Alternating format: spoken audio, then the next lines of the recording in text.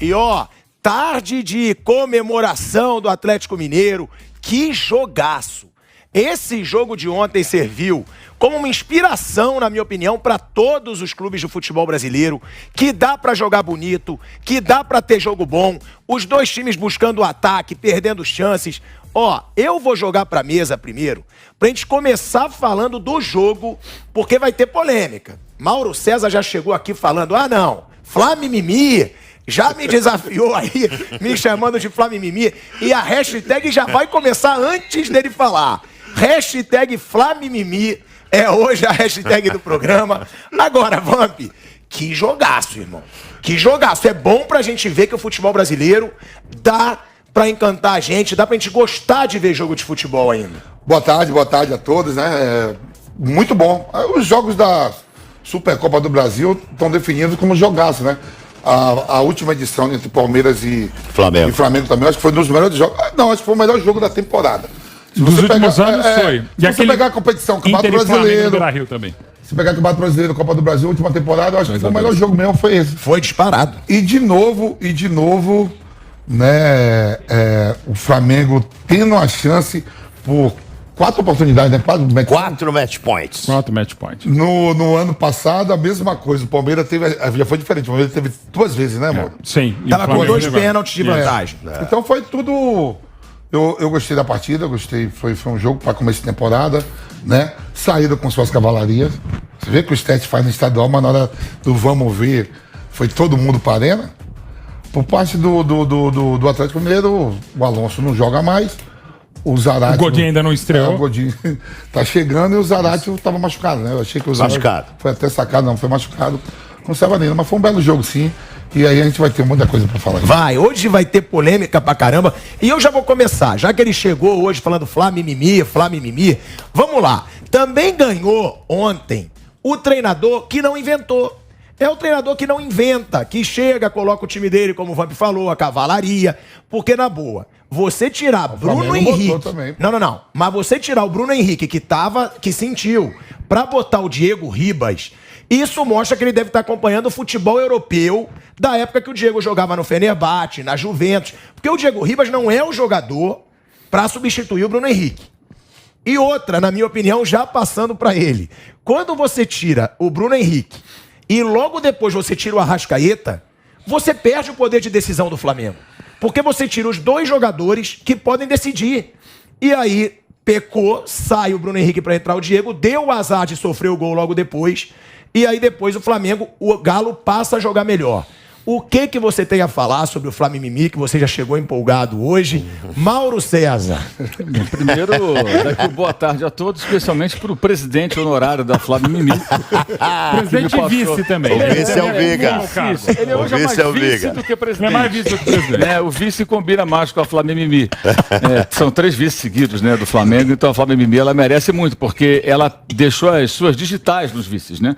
Quando pediu a cabeça do Rogério Ceni para colocar no Renato. Ali a Flamimimi interveio para prejudicar o Flamengo, porque são pessoas que entendem nada de futebol. Eita, aí esculhambou. Já vai na canela. Vai na canela, Maurão.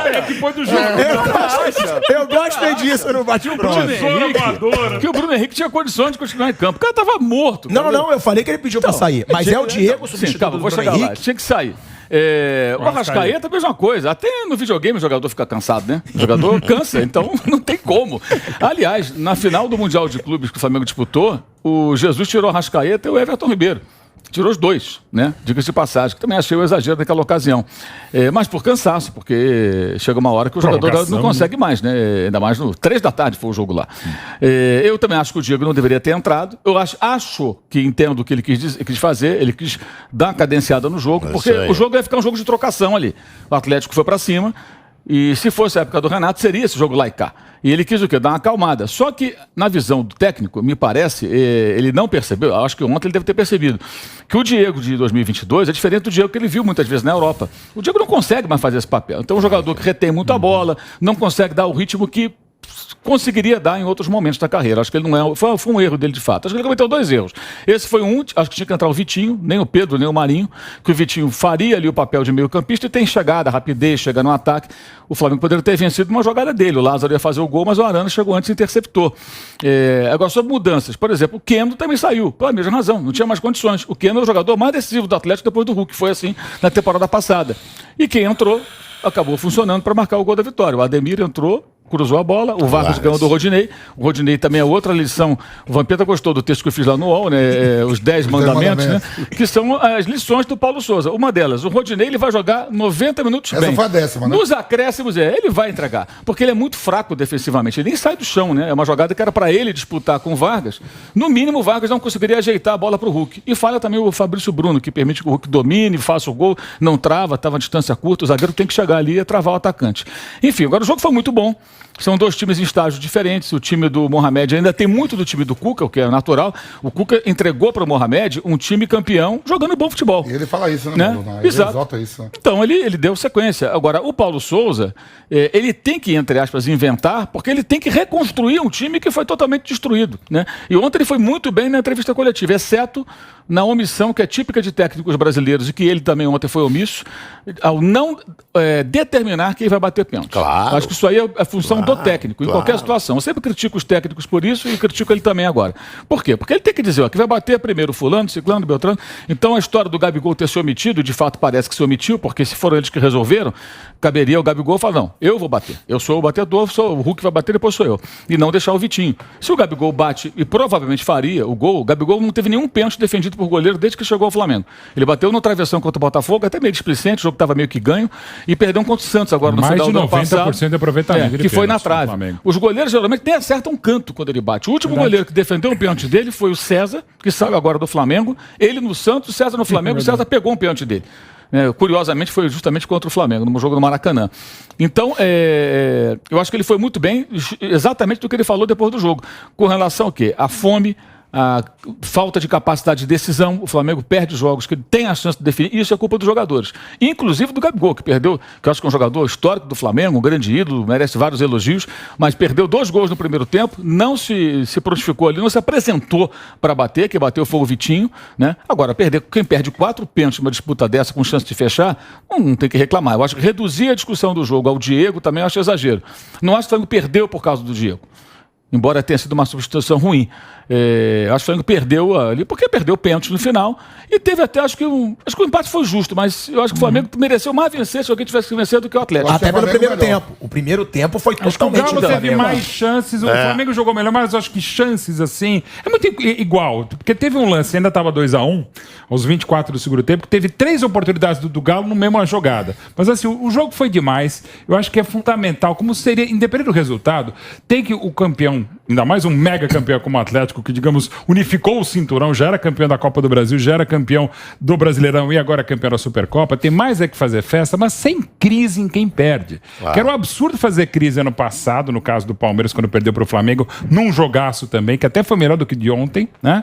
E esse foi um outro jogaço, né? Então, assim, não tem crise em quem perde. De novo, só pode perder uma Supercopa, uma Recopa que vai começar quarta-feira, que tem outros torneios, né? E outra coisa também, é só no Brasil. Gente, não é só no Brasil que tem Supercopa, quando você tem um campeão, mesmo campeão, como foi o caso do Galo, campeão do Campeonato Nacional da Copa do Brasil. É muito dinheiro envolvido, é um jogo maravilhoso. Então, assim, é um absurdo o Flamengo. Você pode até discutir em termos regulamentares. Não, aconteceu na Alemanha, acontece direto, gente. Então, aliás, é culpa nossa da imprensa. A incapacidade ou a capacidade de desinformar dos nossos colegas, e eu me incluo entre eles, claro, de falar muita bobagem. A gente tá pegando a tia do Zap e publicando, gente. É só ler, vai na internet, em vez de ir lá no Xvideos, como faz o Vampeta, vai ver. Será que outras Supercopas... Que é isso? Será? Você deve falar, inclusive. Meu Deus. Outro amigo nosso tá. Mas, enfim, é só checar que tem, cara, e é muito legal que tem. Foi uma festa maravilhosa, um baita jogo. Então, quanto ao regulamento, tem. E quanto ao jogo, gente, ganhasse quem ganhasse, foi uma vitória do futebol. Não dos pênaltis finais, porque quando você tem 24 pênaltis e outros muito bem cobrados, e aí em relação ao Hugo também, o Hugo fez algo que há muito tempo eu não via.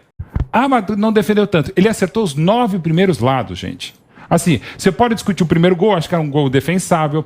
O pênalti do Nacho, a bola passa por baixo mas dele. aí também tá igual o Vamp na noitada. Não, mas peraí. Quem pega? Eu não vou falar noite, não. A frase é boa. Mas você acertar os cantos... O negócio é meu ninho, você gosta de noite. Aí pode ser... Mérito do rapaz. Eu não gosto do termo Flamengo, mas, por exemplo, o Muralha, que não era goleiro para o nível do Flamengo e muito menos para a seleção brasileira, foi crucificado porque não defendeu nenhum pênalti e pulou nos 5 cantos contra o Cruzeiro. Gente, não defender pênalti não dá pra você crucificar. Você pode até discutir por que ele pulou por todos os lados. Mas também se discutir tanto o Hugo, que acertou 9 das 10 primeiras cobranças, cara, das 10, porque foram 12 no final. É muita coisa. Eu vou passar pra você, Nilson, antes convidando o Mauro César pra ser diretor na chapa da Flamengo, porque ele concordou comigo. Ele concordou. A substituição ele achou errada. Eu sou contra o mimimi em qualquer área. Especialmente eu sou contra o termo mimimi. Eu vou ler o blog do... Ele falou sobre uma situação que você chamou muita atenção ontem. Lógico. Que foi o pênalti Ele é que o Gabigol inteligente, não rapaz. cobrou. Ele é inteligente. É óbvio. Esse negócio de jogador reunir pra ver quem bate é na praia. Sim, na praia, no campo de várzea. Aí tem que definir. Vamos reunir aí pra ver quem... No videogame você define quem bate pênalti, quem bate falei escanteio, muito quem bate isso. falta. Falei, que é isso, pô? Vai reunir pra ver quem bate. Você pode ter sensibilidade, mas a palavra final tem que ser do treinador. O técnico tá vendo, os caras definiram. O Vampeta falou mesmo isso, que os caras que conversaram. Eu não tava acreditando nisso. Eu falei Ontem eu briguei com o Vampeta, foi impossível, Vampeta. Não, os caras que estão conversando ali pra bater. Falei, pô, pera um pouquinho, mas se eu sou técnico do Flamengo, a primeira coisa que eu faço a hora que eu vejo o Vitinho sair, opa! Grito ali, falo, não, vai lá, Gabigol. Eu sou comandante, tem uma hierarquia. Então ele falhou. Para mim foi pior que nas substituições. Para mim essa falha foi pior, porque a substituição acabou o jogo, 2-2 e empatou. Era uma outra história ali. A história era a história decisiva na cobrança de pênalti. Então para mim isso é mais grave. O cara não ter se colocado ali para colocar o batedor de pênalti oficial do Flamengo depois do Hulk foi um erro gravíssimo. Mas eu vou ler o blog do Mauro, como eu leio sempre. Primeiro mandamento, Mauro, eu não sei se você escreveu, sepulta de vez o Jorge Jesus, senão qualquer infeliz que assumir o Flamengo não vai conseguir trabalhar. Outra coisa, o torcedor do Flamengo tem que ter a consciência seguinte, esse time está envelhecido. Você tem o Davi Luiz e o Felipe Luiz lá pelo lado esquerdo, que são 2 senhores. Daqui a pouco vão com os netinhos pro Maracanã. Já são 2 senhores. Você tem o senhor na lateral direita, que é o Isla. Você tem o goleiro, o Diego, que é um senhor também, que daqui a pouco vai com o Neto. Não é aquela coisa de 2019, não é isso?